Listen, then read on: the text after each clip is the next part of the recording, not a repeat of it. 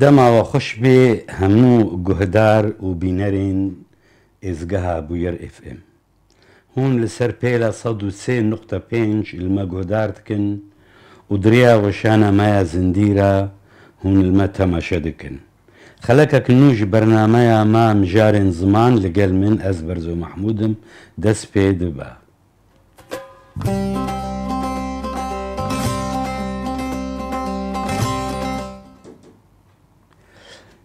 جارك دن دنباش خلكا مايا ايرو لسر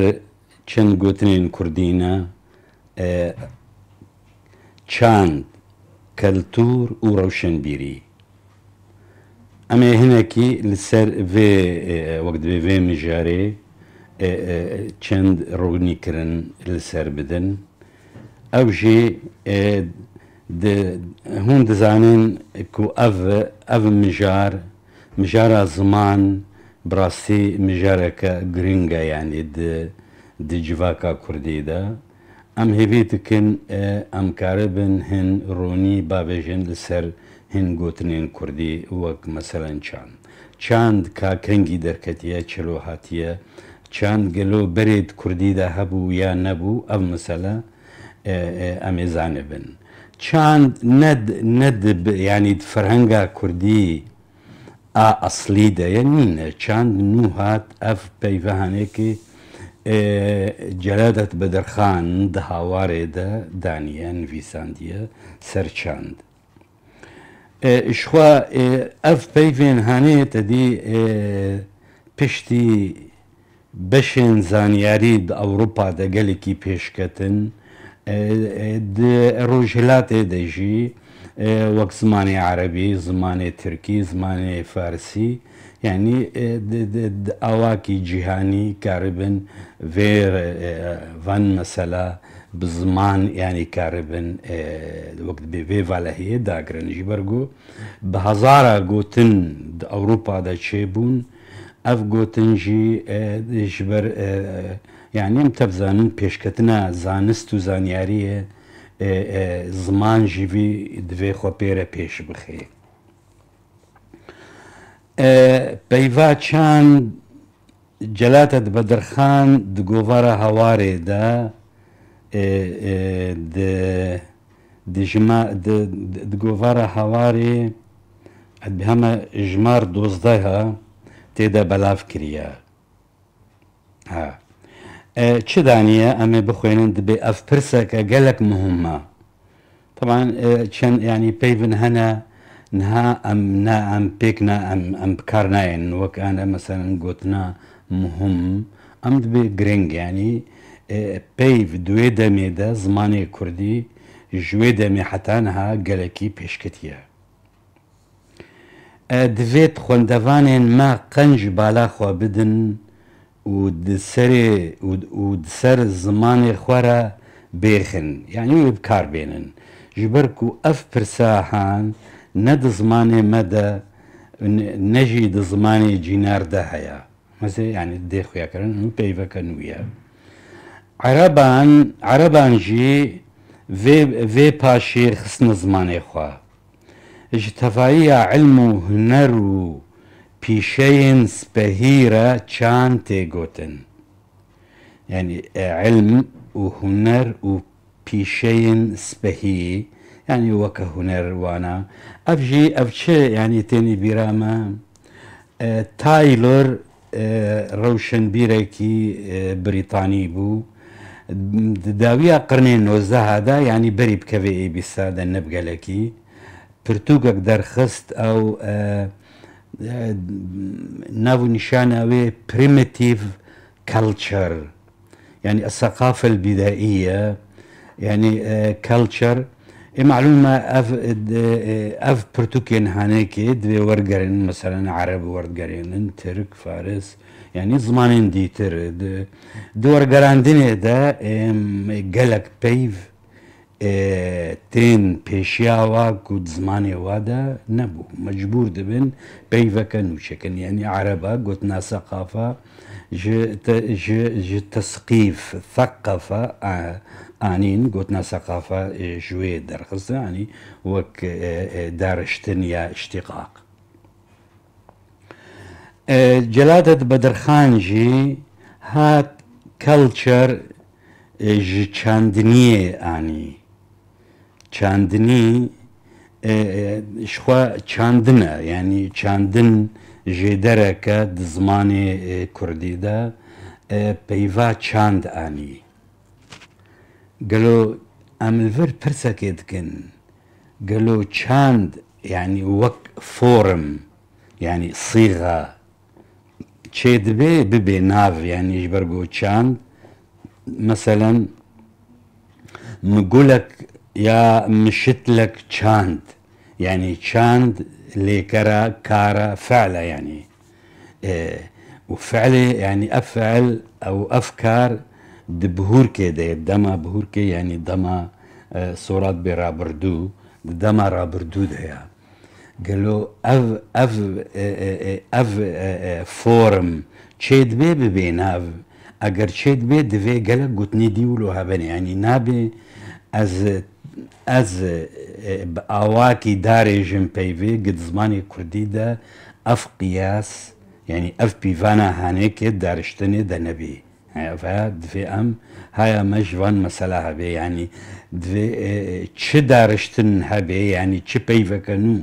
ام دارجن صياغه بكن دويل غوري بنجها دستورين رزمانها كردي بي يعني تشينابي جبرولو يعني براسي في مسألة بالام كشان و اف قوتار مصالة 1900 نوتو چارا دگوارا اسودا بلافکر جمار دو سي بلافكر باشد نوتو حشتادا يعني 1900 متفرسيدا جارك دي يعني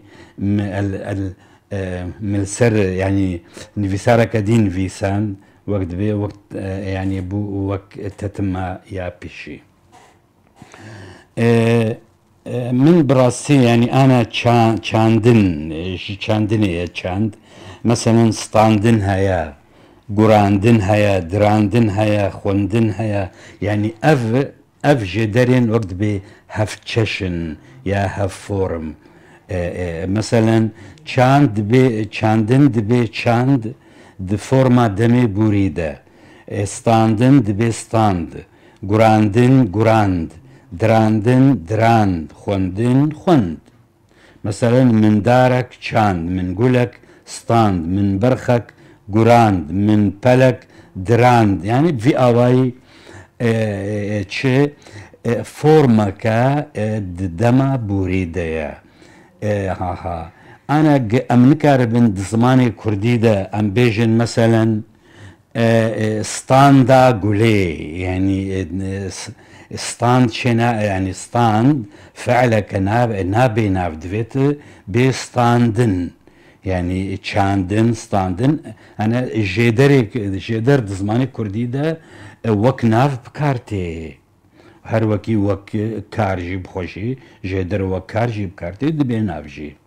هر يك طبعا تيفاجويك تايبت بكارتي مثلا عربيجي يعني انا ام بي ذهب يعني ذهب ولو ماضي ده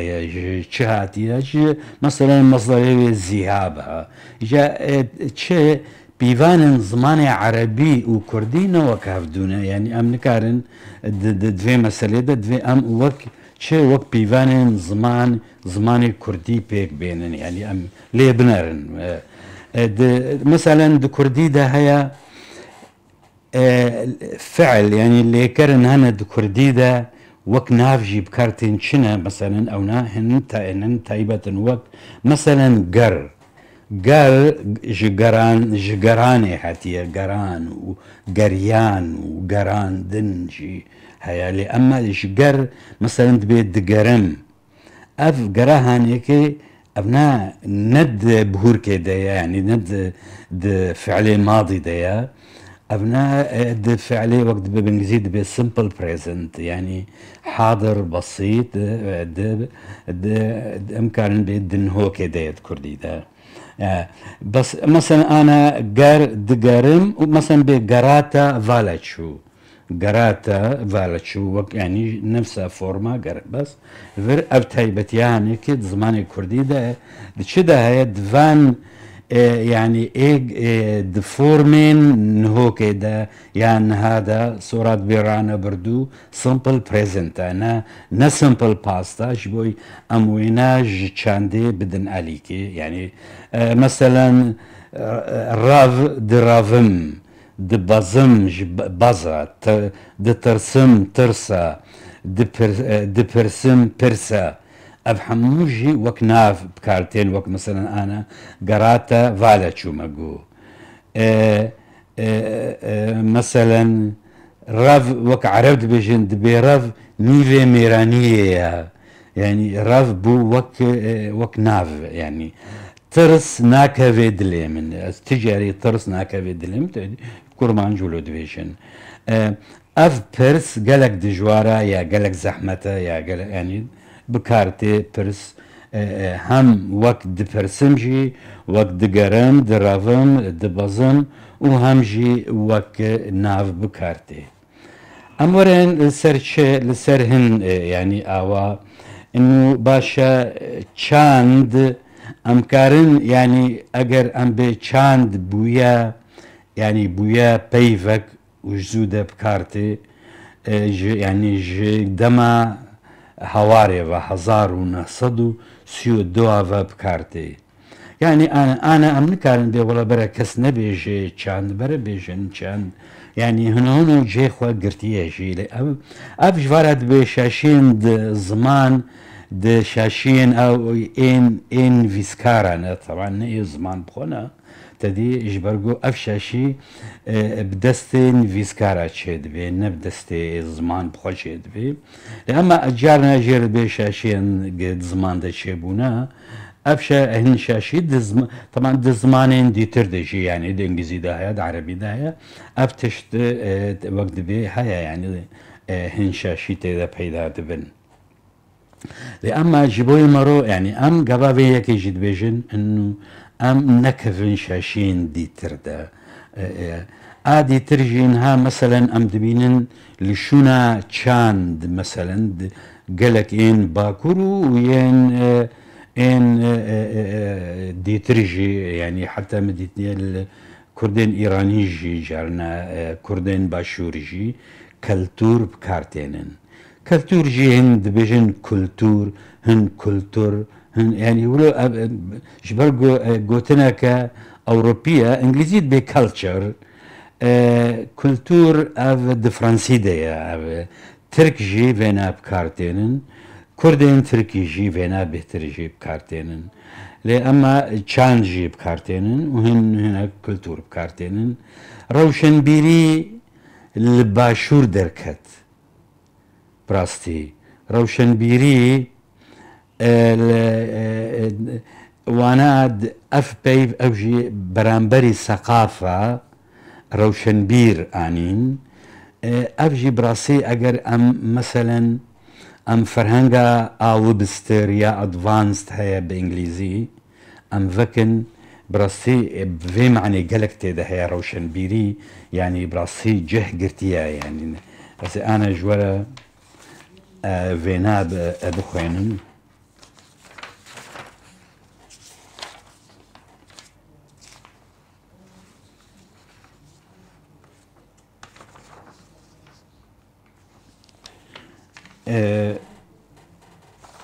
culture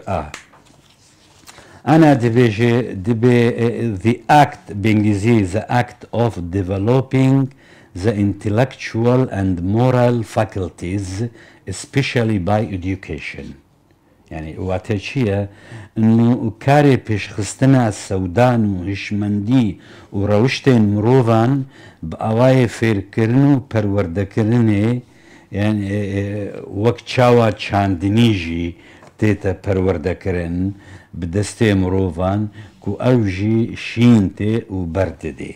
ميزة يعني براسيجي هم جلاتة بدرخانجي وهم جي ين باشورجي فايدة جفان مثلا د فرهنجين ين الزمان اوروبي دا يعني جي فايدة كرنا مثلا دفرد جي هاي دبيجي د ويبستر دا دبيجي expert care and training يعني جهدان وهين كرن وفير كرنا بشارة زاي هاي جيد ب enlightenment and excellence of taste acquired by intellectual and aesthetic training واتها the enlightenment روني كرنا يعني مزي قلتنا روني كرنا enlightenment سراج فرها يعني مزي شوا عنينا يعني براسي بزانبون شكرنا يعني رونا كبير يعني قافا الفر أفشخوا روني كرن وروشن كرنا تشاكترين بايا برزية تشتن يعني الذوق يعني الذوق يا هري يعني وقت بروشتو وسبهي يعني دفردا جفر جلوما الفرد شهات مثلا رونا كبير جبرقو افجي قريدايا بير فكر يعني بفكر فقريدايا روشن بير جي روشن بير شخوا تكاري روشن بيري بأواكي يعني درست جي داري جي دبي روشن بيري روشن بيري واتيا الثقافة خوشك دي براستي لأما تشتك هيا دفردا براس جوي أم مسألة هناك يشاف درخنجي بأوايا يعني روشن بيري بهتر آلية وك انجليزي دبي intellectuality يعني انتلجنسيا مثلا دبي مثقفين مثلا مثقفين الكرد يعني بمعنى روناك بيرين و يعني روشن بيرين و او يعني انجليزي جرا قلتنا انتلجنسيا دبيج يعني بكارتين يعني لفر كالتشر شيا او بيرو باوري وعادات وتقاليد بهتر ويواتيد دي يعني جدوما يعني حتى عربجي عرب قلتنا ثقافة تانية بكار عنينا يمد انا انجليزيت فردا كالتشر يعني تي هناكي يعني جدا كرن جي انتلجنس يعني وانا جي انتلكتواليتي هناكي فرقك هناكي نبرا وانداها افجيت كردي دا يعني اگر كلتور درايام دا يعني كلتورو چاند جي بميني وروشن بيري جي بميني بس تايبتيك هيا بكار انانا قابند بي اف روشن بيري كي كرداي بمعنى دوي مروفكي زانابي خوندابي يعني بسبور بي علمكي دا زانستكي دا يعني حتى كاربي يعني نافي روشن بير بستين يعني وك انا مثلا دكتور ومهندس بتمامي ابنا جوارد بيجن روشن بير يعني دا